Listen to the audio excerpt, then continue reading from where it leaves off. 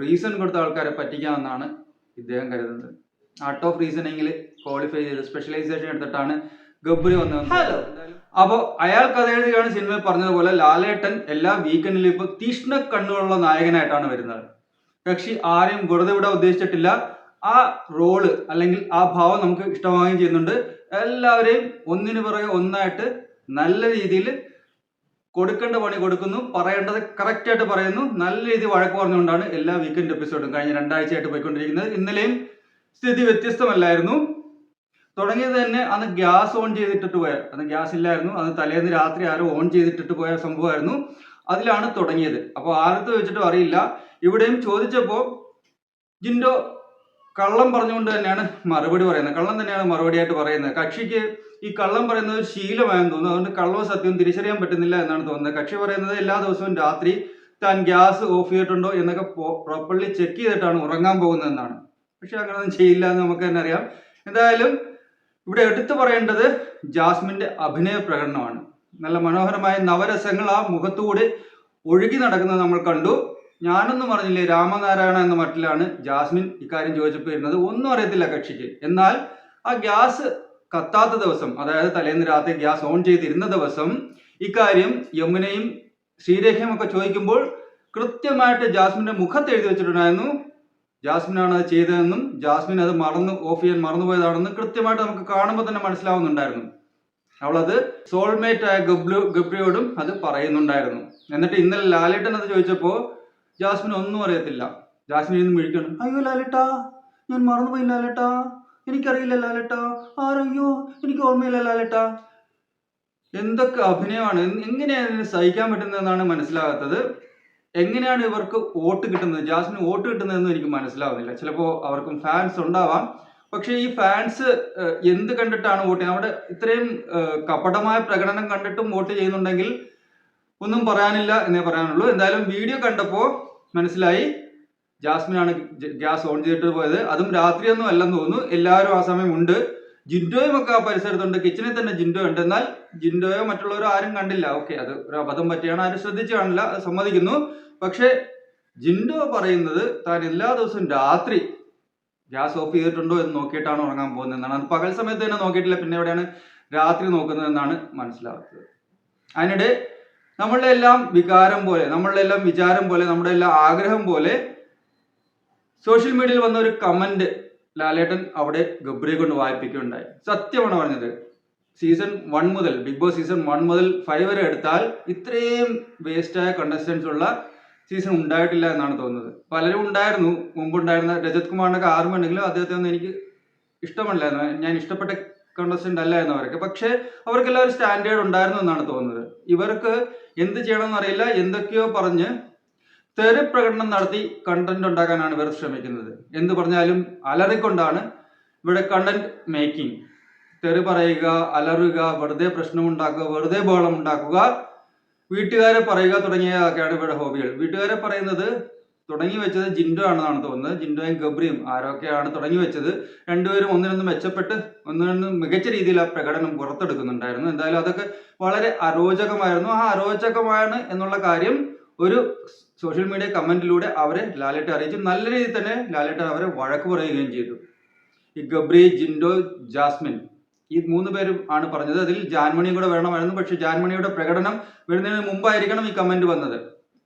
ഇന്നലെ ജാൻമണിക്ക് കൂടി വഴക്ക് കിട്ടുമെന്നാണ് ഞാൻ പ്രതീക്ഷിച്ചത്. പക്ഷെ അത് ലാലേട്ടൻ ഇന്നത്തേക്ക് മാറ്റി വെച്ചിട്ടുണ്ട്. ഇന്ന് ജാൻമണിക്ക് കിട്ടേണ്ടത് കിട്ടുമെന്നാണ് പ്രതീക്ഷിച്ചത്. കാരണം ഒരു റേസിസ്റ്റ് റിമാർക്കാണ് ജാൻമണി അവിടെ നടത്തിയതല്ല, പലതവണ നടത്തിയത്. ഒരു തവണയല്ല, പലതവണ. എക്കണോമിക് ക്ലാസ് എന്ന് പറയുന്നതും തേർഡ് ക്ലാസ് എന്ന് പറയുന്നതും ലോ ലെവൽ കോമണർ എന്ന് പറയുന്നത് ഒക്കെ ഭയങ്കര റേസിസ്റ്റ് റിമാർക്കാണ്. അതൊന്നും അത്ര അക്സെപ്റ്റബിൾ ആയിട്ടുള്ള കാര്യമല്ല. ഇപ്പോൾ ഉദാഹരണം പറഞ്ഞാൽ ഓസ്ട്രേലിയയുമായിട്ടുള്ള ഒരു കളി, ക്രിക്കറ്റ് കളിക്കിടെ ഹർഭജൻ സിംഗ് ആൻഡ്രൂ സൈമൺസിനെ മങ്കി, കുരങ്ങൻ എന്ന് വിളിച്ചു എന്നൊരു പ്രശ്നമുണ്ടായിരുന്നു. മങ്കി എന്ന് നമ്മളിവിടെ സാധാരണഗതി കൂട്ടുകാരും പരസ്പരമൊക്കെ വിളിക്കാറുണ്ട്, മങ്കി എന്ന്, കുരങ്ങൻ എന്നൊക്കെ വിളിക്കാറുണ്ട്. പക്ഷെ അവിടെ മങ്കി എന്ന് വിളിച്ചത് റേസിസ്റ്റ് ആയിട്ട് കണക്കാക്കപ്പെട്ടു. കാരണം അത് ആൻഡ്രൂ സൈമൺസിനെയാണ് വിളിച്ചത്. ആൻഡ്രൂ സൈമൺസ് ഒരു ആഫ്രിക്കൻ റൂട്ടുകളുള്ള ഒരു കളിക്കാരനാണ്, ഒരു നീഗ്രോ വംശജനാണെന്നാണ് തോന്നുന്നത്. എന്തായാലും അതൊരു റേസിസ്റ്റ് റിമാർക്കായിട്ട് കണക്കാക്കപ്പെട്ടു. വലിയ കേസും വന്നു. അപ്പോൾ അന്ന് ഹർഭജൻ സിംഗിനെ രക്ഷിച്ചത് സച്ചിൻ ടെണ്ടുൽക്കറുടെ മൊഴിയാണ്. സച്ചിൻ ടെണ്ടുൽക്കർ ആ സമയം അടുത്തുണ്ടായിരുന്നു. സച്ചിൻ ടെണ്ടുൽക്കർ കേട്ടു എന്താണ് ഹർഭജൻ സിംഗ് വിളിക്കുന്നതെന്ന്. ഹർഭജൻ സിംഗ് മങ്കി എന്നല്ല വിളിച്ചത്, മാക്കി എന്നാണ് പറഞ്ഞത്. അതായത് അവന്റെ അമ്മയ്ക്ക് വിളിക്കുകയാണ് ചെയ്തത്. അപ്പോൾ മങ്കി എന്ന് വിളിക്കുന്നതിനേക്കാൾ കുറഞ്ഞ ഇതിലുള്ളതാണ് മാക്കി എന്ന് പറയുന്നത്, അമ്മയ്ക്ക് വിളിക്കുന്നത്. അമ്മയ്ക്ക് വിളിക്കുന്നതിനേക്കാൾ കൂടുതൽ അക്സെപ്റ്റബിൾ അല്ലാത്ത, സ്വീകാര്യമല്ലാത്ത കാര്യമാണ് ഒരാളെ മങ്കി എന്ന് വിളിക്കുന്നത്, അല്ലെങ്കിൽ റേസിസ്റ്റ് ചിന്തയുള്ള, റേസിസ്റ്റ് കൊണട്ടേഷൻസ് ഉള്ള ഒരു വാക്ക് ഉപയോഗിക്കുന്നത്. ഇപ്പോൾ ഒരു റേസിസ്റ്റ് കൊണട്ടേഷൻസ് ഉള്ള വാക്ക് തന്നെയാണ് ഈ എക്കണോമിക് ക്ലാസ് എന്ന് പറയുന്നതും കാറ്റൽ ക്ലാസ് എന്ന് പറയുന്നതും തേർഡ് ക്ലാസ് എന്ന് പറയുന്നതും ലോവർ ക്ലാസ് എന്ന് പറയുന്നത്. ഇവിടെ അങ്ങനെ ഒരു ക്ലാസ്സും ഇല്ല, എല്ലാവരും ഈക്വൽ തന്നെയാണ്. ഓക്കെ, അധികാരത്തിന്റെയും പണത്തിന്റെയും മുമ്പിൽ പലരും പലതും ചെയ്യുന്നുണ്ടാവാം, പക്ഷേ ബിഗ് ബോസ് ഹൗസിൽ എല്ലാവരും തുല്യർ തന്നെയാണ്. തുല്യരല്ലെങ്കിലും തുല്യരാണെന്ന് തന്നെയാണ് കാണിക്കേണ്ടത്. ബിഗ് ബോസ് ഒരാൾ കൂടുതൽ മുകളിലാണെന്നോ, ഒരാൾക്ക് നിലവാരം കൂടുതലാണെന്നോ, ഒരാൾ മറ്റുള്ളവരെക്കാൾ മുകളിലാണെന്നോ കാണിച്ചാൽ ബിഗ് ബോസ് ഷോയും തീരും, പിന്നെ ആൾക്കാർ ഇതിനെ അക്സെപ്റ്റും ചെയ്യില്ല ഈ ഷോയെ. അതല്ലെങ്കിലും നമ്മളെല്ലാം തുല്യർ തന്നെയാണ്, ആ ഒരു എഗ്രിമെന്റോടുകൂടി തന്നെയാണ് ആൾക്കാർ അതിനകത്തേക്ക് കയറുന്നത്. ആരവിടെ മുകളിലല്ല. ഇത് കോമണർ ആണെങ്കിൽ കോമണർ എന്താണ്, കോമണർക്ക് നിലവാരം താഴെയാണോ അതോ ഗ്രേഡ് താഴെയാണോ? എങ്ങനെയാണ് കോമണർ താഴെയാവുന്നത്? മനസ്സിലാവുന്നില്ല. എന്തായാലും അതിനുള്ള പണി, ജാൻമണിക്കുള്ള പണി ഇന്ന് കൊടുക്കുമെന്നാണ് ലാലേട്ടൻ പറഞ്ഞത്. അപ്പോൾ ഗബ്രിയും ജിൻറ്റോയും ഒരു താക്കീതെന്ന പോലെ പുറത്താക്കി. അപ്പോൾ താക്കീതെന്ന പോലെ പുറത്താക്കിയപ്പോൾ ഞാൻ കരുതിയത് അതിൽ ഒരാളെങ്കിലും പുറത്തു പോകുന്നതാണ്. അതിൽ ഒരാളും പുറത്തു പോയാലും, രണ്ടുപേരും പുറത്തു പോയാലും ആക്ച്വലി ഷോയ്ക്ക് നഷ്ടമൊന്നും വരാനില്ല. ഇൻഫാക്ട് ഷോ കുറച്ചുകൂടെ നല്ലതാവത്തേ ഉള്ളൂ. കാരണം ജാസ്മിനൊക്കെ അപ്പോൾ ഒറ്റയ്ക്ക് കളിക്കേണ്ടി വരും. ഒറ്റയ്ക്ക് കളിക്കേണ്ടി വരുമ്പോൾ കുറച്ചുകൂടെ നല്ല ഗെയിം ജാസ്മിന്റെ കയ്യിൽ നിന്ന് വരുമെന്നാണ് ഞാൻ പ്രതീക്ഷിക്കുന്നത്. ഇപ്പോൾ ജാസ്മിൻ ഒരു സപ്പോർട്ടായിട്ട് ഗബ്രി ഉണ്ട്, ഗബ്രിക്ക് സപ്പോർട്ടായിട്ട് ജാസ്മിൻ ഉണ്ട്. രണ്ടുപേരും ഒരുമിച്ച് ചേർന്ന് മറ്റുള്ളവർക്ക് പണി കൊടുക്കുകയാണ്, മറ്റുള്ളവരെ കൊണ്ട് കളിപ്പിക്കുകയാണ്. കുത്തിത്തിരിപ്പ്, കലാപം, അസൂയ, കുശുമ്പ് തുടങ്ങിയ എല്ലാവിധ ഗുണങ്ങളും ചേർന്ന രണ്ടു പേരാണ് അവർ ആ ടീം എന്ന് പറയുന്നത്, ഗബ്രി ജാസ്മിൻ ടീം എന്ന് പറയുന്നത്. അപ്പോൾ അവർ മറ്റുള്ളവർക്ക് പണി കൊടുക്കുന്നതിനെ പറ്റിയാണ് ത്രൂ ഔട്ട് ഡേ സോഫയിലിരുന്ന് ചിന്തിക്കുന്നത്. അവർ പലരും ജോലി ചെയ്യുന്നത്, അവർ രണ്ടുപേരും ജോലി ചെയ്യുന്നത് ഇതുവരെ കണ്ടിട്ടില്ല. ജോലി ചെയ്തുകൊണ്ടാവാൻ, പക്ഷെ അവർ രണ്ടുപേരും മടിയുള്ള കൂട്ടത്തിലാണെന്ന് വ്യക്തമാണ്. അതല്ലെങ്കിൽ ജാസ്മിൻ ജോലി ചെയ്ത് ശീലമുള്ള ഒരാളായിരുന്നെങ്കിൽ ആ ഗ്യാസ് ഓൺ ചെയ്തിട്ട് പോകില്ലായിരുന്നു, മറക്കില്ലായിരുന്നു. പിന്നെ ഒന്ന് അവിടെ ഗ്യാസ് കുറ്റി ഉണ്ടോ ഇല്ലെന്ന് പോലും ജാസ്മിൻ അറിയത്തില്ല. ഇത്ര ദിവസം, ഒരു മാസത്തോളമായിട്ട് ആ വീട്ടിൽ താമസിച്ചിട്ടും ഗ്യാസ് കുറ്റി ഉണ്ടോ എന്നുള്ള കാര്യം പോലും ജാസ്മിൻ അറിയില്ല. എന്തായാലും ഒരു താക്കീതെന്ന പോലെ ജിൻഡോയെയും ഗബ്രിയെയും പുറത്താക്കിയിരുന്നു. അപ്പോൾ പുറത്താക്കിയതിന് ശേഷം അവർക്ക് മനസ്സിലായി ജിൻഡോ കരഞ്ഞു മെഴുകുകയായിരുന്നു. ഓഫ് കോഴ്സ് വളരെ വലിയ പ്രതീക്ഷയോടെ വരുന്ന ഒരാൾക്ക് പെട്ടെന്ന് പുറത്താകുമ്പോൾ, ഒരു മാസത്തിന് ശേഷം പുറത്താകുമ്പോൾ അത്രയും വിഷമം വരും. അതൊരു സാധാരണ കാര്യമാണ്. അതുകൊണ്ട് കരഞ്ഞു മെഴുകി. ഗബ്രി പക്ഷെ സ്ട്രോങ് ആയിട്ട് തന്നെ നിന്നു.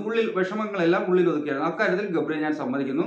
അതിനുശേഷം അവർക്കൊരു ഓപ്ഷൻ കൊടുത്തു, നല്ല കുട്ടിയായിട്ട് തിരിച്ചു ചേരാമെങ്കിൽ ചേരാമെന്ന്. അതേ കാര്യം തന്നെ ബിഗ് ബോസ് ഹൗസിലുള്ള അംഗങ്ങളോടും ചോദിച്ചു, ഇവർ നല്ലവരായി തിരിച്ചു വന്നാൽ സ്വീകരിക്കുമെന്ന്. ഇവർ തിരിച്ചു വരുമെന്നുള്ള കാര്യം ഹൗസിൽ എല്ലാവർക്കും ഏകദേശം അറിയാമായിരുന്നു. അതുകൊണ്ട് തന്നെ പലരും, ജാസ്മിൻ പോലുള്ളവർ, രശ്മിൻ പോലുള്ളവർ പറഞ്ഞു അവർ തിരിച്ചു വരണമെന്ന്. കാരണം ഇവർക്ക് രണ്ടുപേർക്ക് അവർ തിരിച്ചു വരണമെന്ന് ആഗ്രഹമുണ്ട്. ജിൻഡോ തിരിച്ചു വരണമെന്ന് ആഗ്രഹമില്ല, പക്ഷേ ഗബ്രി തിരിച്ചു വരണമെന്നുള്ള ആഗ്രഹം ജാസ്മിനും രശ്മിനും ഉണ്ട്. ബാക്കിയുള്ളവർക്ക് അങ്ങനെ വലിയ ആഗ്രഹമൊന്നുമില്ല. എങ്കിലും ഒന്നുകിൽ അവർ നിശബ്ദരായിരുന്നു, അല്ലെങ്കിൽ അവർ വരട്ടെ എന്നുള്ള രീതിയിലിരുന്നു. അതേസമയം ഇവിടെ സ്കോർ ചെയ്തത് നോറയാണ്. നോറ കൃത്യമായിട്ട് പറഞ്ഞു അവർ രണ്ടുപേരും വരേണ്ട ആവശ്യമില്ല. കാരണം അവർ കുട്ടികളൊന്നുമല്ല, അവർക്ക് അവർ ചെയ്യുന്ന തെറ്റുകൾ കൃത്യമായിട്ട് മനസ്സിലാവുന്നുണ്ടായിരുന്നു. പിന്നെ തെറ്റ് ചെയ്ത സ്ഥിതിക്കും, റിപ്പീറ്റഡ്ലി തെറ്റ് ചെയ്ത സ്ഥിതിക്ക്, അതും ബിഗ് ബോസ് വാർണിംഗ് കൊടുത്തതിന് ശേഷവും തെറ്റ് ചെയ്ത സ്ഥിതിക്ക് അവർ തിരിച്ചു വരേണ്ട ആവശ്യമില്ല എന്നാണ് നോറ പറഞ്ഞത്. അപ്പോൾ ലാലേട്ടൻ കൃത്യമായിട്ട് നോറയ്ക്ക് വാർണിംഗ് കൊടുക്കുന്നുണ്ടായിരുന്നു. നോറ ഒറ്റയ്ക്കാണ്, മറ്റുള്ള എല്ലാവരും പറയുന്ന അവർ തിരിച്ചു വരണമെന്നാണ്, നോറ ഒറ്റയ്ക്കാണ്, എന്നിട്ടും അത് തന്നെയാണോ തീരുമാനം? നോറ പറഞ്ഞു അതെ. അപ്പോൾ നിങ്ങൾക്ക് തോന്നാം അത് പേഴ്സണൽ ഗ്രഡ്ജ് വെച്ചിട്ടാണെന്ന്. ശരിയാണ്, പേഴ്സണൽ ഗ്രഡ്ജ് വെച്ച് തന്നെയാണ് നോറ അത് പറഞ്ഞത്. പക്ഷേ അവിടെ നോറയ്ക്ക് ഒരു റീസൺ ഉണ്ട്, നോറയ്ക്ക് ഒരു വാലിഡ് പോയിന്റ് തന്നെ ഉണ്ട്. ഈ രണ്ടുപേരും, ജിൻഡോയും ഗബ്രിയും കളിക്കുന്നതും പേഴ്സണൽ ഗ്രഡ്ജ് വെച്ചിട്ടാണ്. ഇവർക്ക് രണ്ടുപേർക്കും നോറയ്ക്കെതിരെ പേഴ്സണൽ ഗ്രഡ്ജ് ഉണ്ട്. അത് പല തവണ നമുക്ക് വ്യക്തമായതാണ്. അപ്പോൾ നോറ തിരിച്ച് പേഴ്സണൽ ഗ്രഡ്ജ് വെച്ചൊരു കാര്യം പറഞ്ഞാൽ അത് തെറ്റൊന്നുമില്ല. അപ്പോൾ എന്തായാലും നോറയുടെ ആഗ്രഹത്തിന് വിപരീതമായി ഇവർ തിരിച്ചു തന്നെ വന്നു, തിരിച്ച് ഹൗസിലേക്ക് കയറി. അപ്പോൾ ഇവർക്ക് രണ്ടുപേർക്കും കൊടുത്ത ഷോക്ക് ട്രീറ്റ്മെന്റ് നല്ല കാര്യമായിരുന്നു എന്നാണ് അഭിപ്രായം. അപ്പോൾ ഇന്നലത്തെ എപ്പിസോഡ് എടുക്കുകയാണെങ്കിൽ വളരെ ശക്തനായ ഒരു ലാലേട്ടൻ, കഴിഞ്ഞ ആഴ്ചയിലെ പോലെ വളരെ ശക്തനായ ഒരു ലാലേട്ടനാണ് കണ്ടത്. ഇങ്ങനെയുള്ള ലാലേട്ടനാണ് ഞങ്ങൾക്ക് ആവശ്യം, നമുക്കെല്ലാം ആവശ്യം. അവരെ നല്ല രീതിയിൽ വഴക്ക് പറയുന്ന, അവരുടെ തെറ്റ് കൃത്യമായിട്ട് ചൂണ്ടിക്കാണിച്ച് അവർക്ക് അനാവശ്യ ഉടങ്കുലി ന്യായങ്ങൾ പറയാൻ വിടാത്ത, അവർക്ക് ഉടങ്കുലി ന്യായങ്ങൾ പറയാൻ വിടാത്ത ലാലേട്ടനാണ് നമുക്ക് ആവശ്യം. കാരണം അല്ലെങ്കിൽ ചക്ക എന്ന് ചോദിക്കുമ്പോൾ മാങ്ങയെ പറ്റിയും തേങ്ങയെ പറ്റിയും ഒക്കെ എന്തൊക്കെയോ പറഞ്ഞ് വഴിതിരിച്ചു വിടുന്ന ജിൻഡോ ഉണ്ട്. മുയലിനെ പറ്റി ചോദിച്ചാൽ ആടിനെ പറ്റി പറയുന്ന ഗബ്രി ഉണ്ട്. ഗബ്രി പിന്നെ ടെക്നിക്കലി എന്തൊക്കെയോ പറഞ്ഞ ഒരു സംഭവം പോലെ അവതരിപ്പിക്കാൻ മിടുക്കനാണ്. എന്ന് വെച്ച് ഗബ്രി പറയുന്ന കാര്യം ശരിയാണെന്നല്ല. ഗബ്രി പല കാര്യങ്ങൾ ഇപ്പം അവൻ മണി മുഴക്കിയത്, പവർ ബെൽ മുഴക്കിയതിനെ പറ്റി അവൻ ന്യായീകരിച്ചു. ഒരു കൂടം കൊണ്ട് അടിച്ച് മുഴക്കിയാലേ അത് ടെക്നിക്കലി മുഴക്കമാകുന്നുള്ളൂ എന്നൊക്കെ ഭയങ്കര സംഭവമൊക്കെ പറയുന്നുണ്ടായിരുന്നു. പക്ഷെ അതൊന്നും അങ്ങനെ സ്വീകരിക്കാനൊന്നും പറ്റത്തില്ല. ഗബ്രി വിചാരിക്കുന്ന താൻ എന്തോ വലിയ പുലിയാണെന്ന് താൻ ന്യായീകരിച്ച് മെഴുകി റീസൺ കൊടുത്ത ആൾക്കാരെ പറ്റിക്കാമെന്നാണ് ഇദ്ദേഹം കരുതുന്നത്. ആർട്ട് ഓഫ് റീസണിങ്ങിൽ ക്വാളിഫൈ ചെയ്ത് സ്പെഷ്യലൈസേഷൻ എടുത്തിട്ടാണ് ഗബ്രി വന്നതെന്ന് തോന്നുന്നു. എന്തായാലും അതിനൊന്നും ലാലേട്ടൻ അവസരം കൊടുത്തില്ല, അതിനുള്ള സമയവും കൊടുത്തില്ല. നല്ല രീതിയിൽ തന്നെ എല്ലാവരും പറഞ്ഞു. പിന്നെ അവർക്ക് വാണിംഗും കൂടെ കൊടുത്തിട്ടുണ്ട്. ഇനി 6 പേരും കൂടെ വരുന്നുണ്ട്, ഇന്ന് വരുന്നുണ്ട്. അവർ വന്നതിന് ശേഷം കളി തന്നെ മാറുന്നു. ഇപ്പം നമ്മുടെ സീക്രട്ട് ഏജന്റിനെ പോലുള്ളവർ പോകുന്നുണ്ട്. സീക്രട്ട് ഏജന്റ് അകത്ത് ചെല്ലുമ്പോൾ എങ്ങനെയായിരിക്കും പെരുമാറുമെന്നോ എങ്ങനെയായിരിക്കും ഗെയിം പ്ലാൻ എന്നോ അറിയില്ല. പക്ഷെ ഗെയിം മാറാൻ സാധ്യതയുണ്ട്. കാരണം ഇവരൊക്കെ കോണ്ടന്റ് ക്രിയേഷന് അറിയാവുന്നവരാണ്. റോഡിലൂടെ പോകുമ്പോൾ കാണുന്നത് വെറുമൊരു കാഴ്ച കൊണ്ടാണെങ്കിലും കോണ്ടന്റ് ഉണ്ടാക്കാൻ കഴിവുള്ള വ്യക്തിയാണ് സീക്രട്ട് ഏജന്റ്. അപ്പം ബാക്കി 5 പേരെ പറ്റി എനിക്ക് വ്യക്തമായ അറിവില്ല. എന്തായാലും ഇങ്ങനെയുള്ളവർ വരുമ്പോൾ ആ കുളമൊന്ന് കുറച്ചുകൂടെ കലങ്ങും.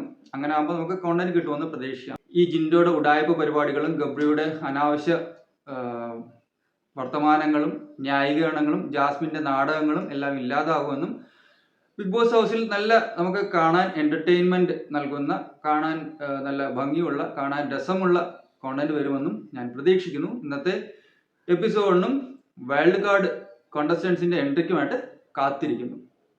Thank you.